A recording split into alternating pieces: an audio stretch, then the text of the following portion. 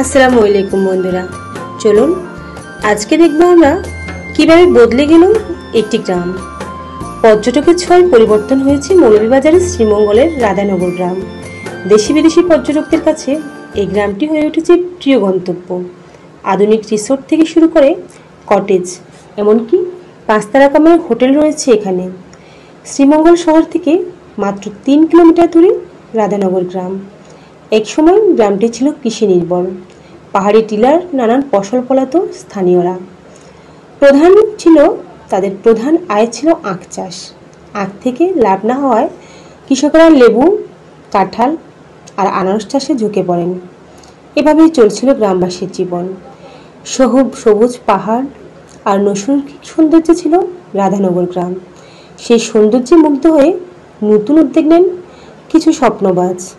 2008 সালে 5 তারকা হোটেল নির্মাণ করেন তারা।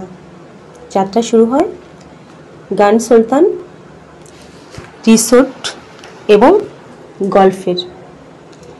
পাশেই লাউয়াছড়া জাতীয় উদ্যান আছে, সবুজ চা বাগান, আরও আছে নানা দর্শনার্থী স্থান।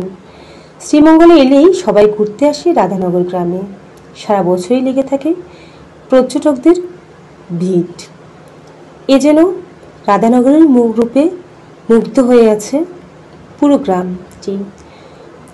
দর্শনার্থীরা বলেন রাধানগর গ্রাম ছবির মতো সুন্দর।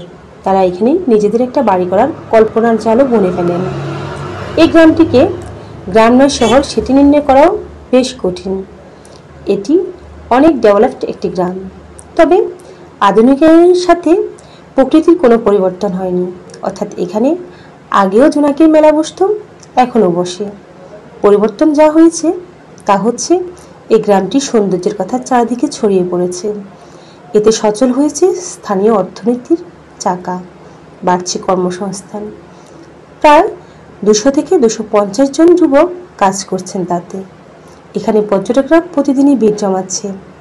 একটা সময় রাধানগরে সিজন ওয়াইজ পর্যটকরা আসতো, আর এখন সারা বছরই পর্যটকেরা আসছে।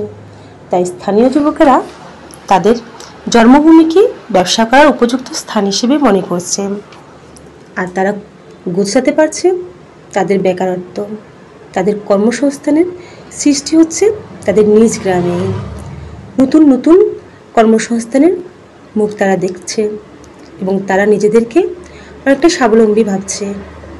তাদের গ্রামের সৌন্দর্য ছড়িয়ে পড়ছে সারা দেশে এবং পর্যটকদের সাথে সাথে তারা নিজেরাও তাদের ভাগ্যের চাকা অনেকটাই সচল করতে পেরেছে।